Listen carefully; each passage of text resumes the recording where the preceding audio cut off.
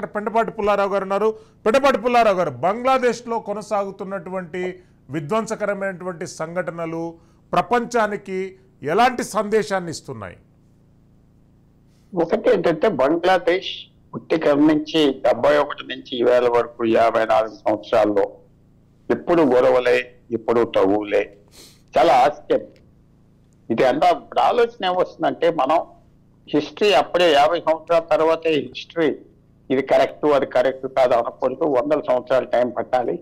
అసలు ఆ రోజు 71లో భారతదేశం ఇందిరాగాంధీయా ఎవరైనా ఇంటర్ఫియర్ అవి ఈ బంగ్లాదేశ్ ఇష్యూని అలా ఉంచేస్తే పోయింది ఏముంది? రెఫ్యూజీస్ వస్తే వచ్చారు, కొన్ని రోజులు ఉంటారు, పోతారు. ఆ రోజు రెఫ్యూజీస్ వచ్చిన వాళ్ళు ఇప్పుడు అంతమంది తిరిగి వచ్చారు కదా. 50 సంవత్సరాల్లో వాళ్ళే దిగబట్టారు కదా, వెస్ట్ బెంగాల్లో, బీహార్లో, అస్సాంలో, నార్త్ ఈస్ట్ లో. అది బంగ్లాదేశ్ ని క్రియేట్ చేయటం వల్ల భారతదేశం సొంత భూమి మీద, దగ్గర భూమి మీద పెద్ద విరోధి మళ్ళీ చేసుకున్నారు కదా. 17 కోట్ల మంది జనాభా, అతిపేద దేశం ప్రపంచంలో. ఎక్కడ చూసినా దరిద్రం. ఏదో మనకంటే అడ్వాన్స్డ్ ఇదని ఎవరో సర్వే ఇచ్చారు, అసలు దాంట్లో ట్రూత్ లేదు. మన మీద పూర్తిగా ఆధారపడతాం. మన జూలై 10వ తారీఖు అనుకుంటా షేక్ హసీనా చైనా వెళ్ళింది. $5 బిలియన్ కావాలి, ఇది కావాలి, అది కావాలి, హంగామా వెళ్తే ఓ రోజు కట్ షాట్ చేసుకుని తిరిగి వచ్చేసారు ఖాళీ చేతులకు. మళ్ళీ మన మీద పడతాం. ఏంటి స్నేహం? షేక్ హసీనా భారతదేశానికి మంచిదంటే, భారతదేశం కూడా షేక్ హసీనాకు చాలా మంచిది.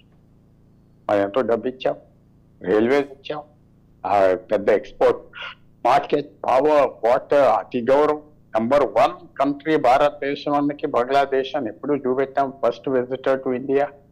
ఇవన్నీ ఉండగా బంగ్లాదేశ్కి ఎన్నో ప్రాబ్లమ్స్ ఉన్నాయి. వాళ్ళలో చైనీస్ ఇన్ఫ్లుయెన్స్ ఉన్నది, పాకిస్తాన్ ఇన్ఫ్లుయెన్స్ ఉన్నది, ఇస్లామిక్ ఇన్ఫ్లుయెన్స్ ఉన్నది, అమెరికన్ ఇన్ఫ్లుయెన్స్ ఉన్నది.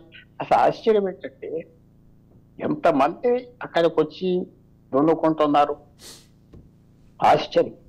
వాళ్ళందరూ ఆమె కూడా ఒక మాట అన్నది, అమెరికా ఏమో మాదో పోర్షను, భారతదేశం ఒక పోర్షను, మైనమార్ ఒక పోర్షన్ తీసి ఒక దేశం క్రియేట్ చేయాలన్నారు అన్నది ఆవిడ. అది చూస్తా ఉంటే మై కమింగ్ బ్యాక్. 71 నుంచి 75 ఫౌండర్నే చంపేశారు. ఆ రోజు ఒక వారం ముందల హసీనా సిస్టరు రేయానా ప్లేన్ పట్టుకుని జర్మనీ వెళ్ళారు. వాళ్ళ భర్తలు అక్కడ పనిచేస్తున్నారు కాబట్టి వాళ్ళిద్దరు కూడా చచ్చిపోయారు. మళ్ళీ 75 నుంచి 96 వరకు military governments, dictatorship military government చంపేశారు. జియానే ఆర్మీ వాళ్ళే చంపేశారు.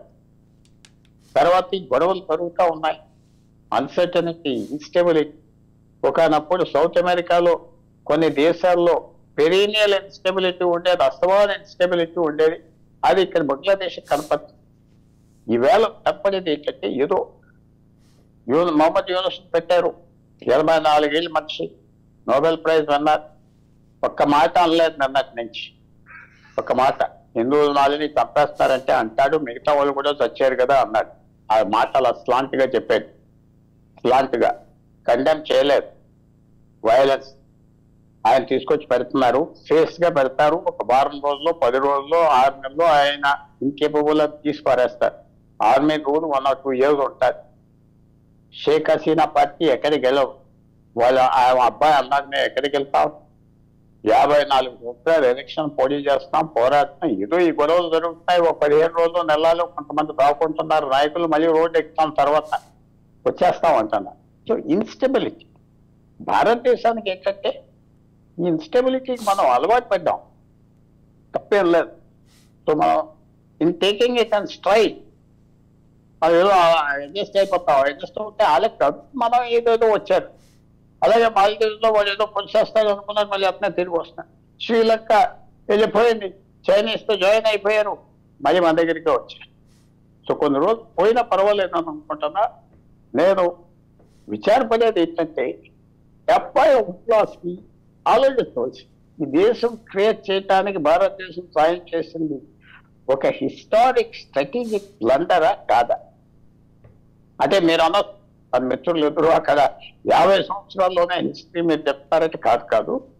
ఇది ఆలోచన వస్తుంది మెల్లిగా.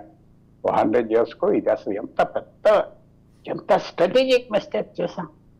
మనకి జమ్మూ కాశ్మీర్ ఎలా వినిపిస్తుంది అలా బంగ్లాదేశ్ పాకిస్తాన్కి అవుతుంది. అది ఏదో విడదీసేస్తే వీక్ అయిపోతుంది అనుకున్నారు రోజు పెద్దలు. విడదీస్తే 2 విరోధాలు వచ్చారు, ఒకటి కాదు.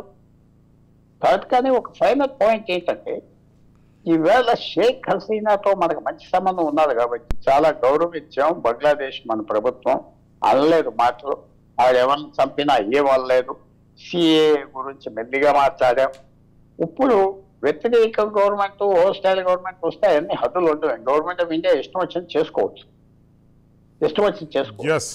కూడా ఏంటంటే 19 సెంటెన్స్ 2005, 6 ఆ సమయంలో ఇది తగ్గిపోయింది.